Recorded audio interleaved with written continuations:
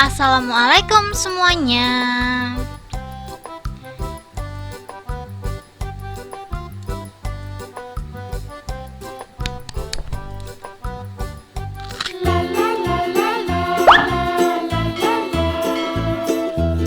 Langsung aja di langkah pertama, di sini aku udah siapin gula pasir. Karena aku nggak mau pakai gula pasir, jadi aku bakalan blender dulu ya teman-teman ya, biar gulanya halus. Kalau kalian punya gula halus langsung aja dipakai, nggak perlu ribet-ribet ngeblender seperti yang punya.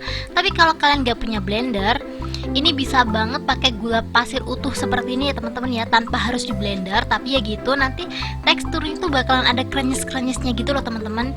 Karena di video kali ini aku pengen buat bagelen keju yang nggak ada tekstur gulanya, jadi gulanya aku blender. Setelah aku blender, aku bakalan campurin ke dalam margarin. Ini untuk margarinnya aku pakai 100 gram dan gula pasirnya juga pakai 100 gram. Terus di sini aku ada kental manis. Untuk kental manisnya aku pakai 40 ml. Ini kalau disasetin satu saset aja ya teman-teman ya. Ini langsung aja kita masukin semuanya seperti ini ya. Setelah itu kita langsung aja aduk semua bahan.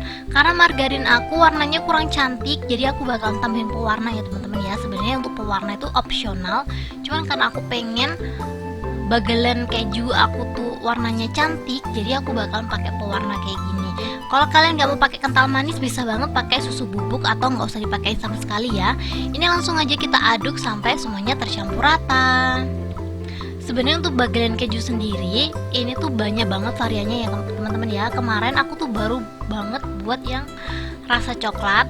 Terus tahun kemarin aku tuh pernah buat yang spicy dan original. Original tuh cuma pakai gula putih doang gitu loh teman-teman, tanpa topping. Tapi menurut aku tuh semuanya tuh enak, karena aku tuh sekarang lagi suka banget sama bagelen ya teman-teman ya. Dan agak sedikit kaget sama harga bagelen, karena menurut aku cuma roti dikeringin doang harganya per kilonya sampai ratusan ribu gitu loh teman-teman. Jadi aku tuh tertarik banget mengulik-ngulik bagelen ini sendiri. Jadi bagelen itu kan cara pembuatannya tuh simple banget, tapi aku beli satu bungkus harganya tuh 22.000, dan itu menurut aku nggak worth it gitu loh. Jadi karena cara pembuatannya gampang, jadi aku langsung aja eksekusi sendiri di rumah. Untuk toppingnya aku kali ini pakai keju ini ya teman-teman ya, yang murah-murah aja, karena menurut aku keju tuh sama aja gitu loh teman-teman. Jadi ini aku bakalan serut setengahnya dulu, dan ini tuh keju aku tuh kayak patah gitu loh, tapi ya nggak apa-apa sih, pelan-pelan aja pokoknya. Serutannya cantik ya teman-teman ya, jangan terlalu tipis biar nanti kejunya tuh masih ada teksturnya. Kalau udah, kita langsung aja siapin roti. Di sini untuk rotinya aku emang agak nyeleweng sendiri, aku bakalan pakai roti bakar Bandung itu loh teman-teman. Kalian tahu kan, ini familiar banget sih menurut aku. Di tempat kalian pasti nggak asing sama roti ini. Ini tuh roti Bandung gitu loh teman-teman, dan satu bungkusnya ini tuh harganya cuma 5.000. Kalau kita beli roti tawar di warung-warung itu kan minimal harganya 9 sampai 15.000 ya teman-teman ya. Dan itu menurut aku isinya sedikit banget, jadi aku beli roti Bandung ini tuh satu kotak ini tuh harganya cuma 5.000, dan aku tuh belinya online. Rekomendasinya langsung aja cek di deskripsi ya teman-teman ya, aku bakalan kasih rekomendasi aku belinya di mana. Dan ini aku potong-potong, kurang lebih tebelnya itu sekitaran 1 cm. Untuk satu resep yang aku buat ini, untuk rotinya tuh butuhnya 2 kotak ya teman-teman ya. Jadi kalau kalian mau buat 10 kotak dikaliin 5, kan untuk satu resepnya 2 kotak ya teman-teman ya. Dan menurut aku 2 kotak itu jadinya bener-bener banyak banget. Padahal ini tuh tadi kan penyok-penyok gitu loh teman-teman, kalian bisa lihat ya. Kan belinya online, jadi maklum ya kalau datangnya penyok. Tapi walaupun penyok, ini tuh masih bisa diselamatin gitu loh, hasilnya masih tetap banyak. Dan yang penyok tuh cuma satu ini sebenarnya, aku tuh beli 2, dan yang satunya tuh nggak penyok sama sekali. Itu cantik banget. Ini setelah dipotong-potong, dan ini tuh motongnya gampang ya teman-teman ya, nggak ribet, jadi hasilnya cantik. Walaupun yang motong tuh nggak profesional kayak aku kan kalau motong tuh agak sedikit mencong-mencong gitu, tapi ini menurut aku cantik banget sih. Ini diolesin tipis-tipis banget aja, soalnya kalau ketebelan nanti kita ngovennya kelamaan gitu loh teman-teman, jadi kayak crustnya tuh kurang berasa. Jadi aku saranin kita ngolesin margarinnya atau adonannya tuh tipis aja. Setelah itu kita langsung aja kasih keju. Dikasih keju sebanyak mungkin kalau kalian pengen bagelen kalian itu premium. Tapi menurut aku bagelen murah aja harganya benar-benar lumayan. Kayak kemarin tuh aku sempet shock tau sama harga bagelen keju ini, karena menurut aku cara pembuatannya gampang, tapi kenapa harga jualnya lumayan gitu loh. Coba teman-teman, buat kalian yang jualan bagelen, tolong dong jelasin kenapa bagelen itu bisa mahal. Ini setelah aku buat semuanya, aku langsung aja rapi-rapiin di atas loyang seperti ini. Untuk dua papan apa sih namanya, kayak dua papan roti tadi jadinya sebanyak ini, kalian bisa lihat. Jadi yang satunya nggak full ya teman-teman ya.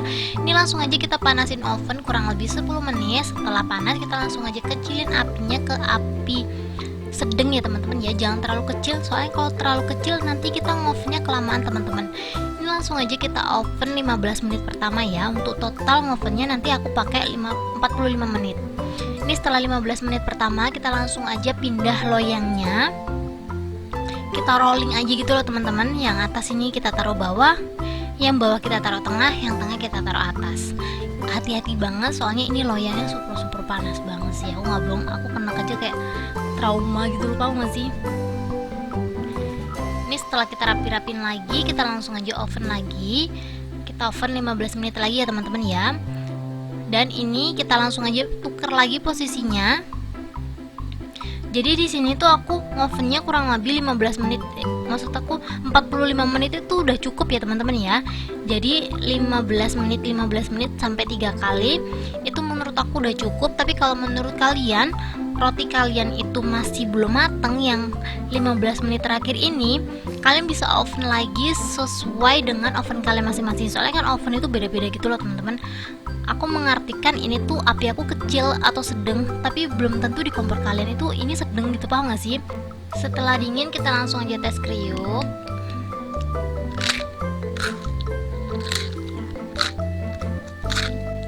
Ini langsung aja kita cobain ya teman-teman ya. Ini langsung aja kita cobain. Bismillahirrahmanirrahim. Masya Allah, padahal ini tuh baru banget keluar dari ovenan, masih fresh, tapi ini tuh bener super crisp banget sih. Ini aku bakalan langsung aja bungkus jadi satu ya teman-teman ya. Kurang lebih seperti ini aja. Ini tuh modalnya nggak sampai 30.000, jadinya bener super banyak banget. Ini tuh modalnya cuma 22 ribuan aja teman-teman. Tapi jadinya tuh sekantong kresek gede. Ini tuh gede ya teman-teman ya. Aku pakai OP-nya tuh yang gede, bener-bener gede, yang pakai, maksud aku kayak buat bungkus baju itu loh teman-teman. Jadi ukurannya kalau nggak salah 25 kali 30 deh, atau 25 kali 35, aku lupa sih, pokoknya ukurannya gede ini teman-teman. Coba deh menurut kalian sekantong gede ini bisa dijual harga berapa?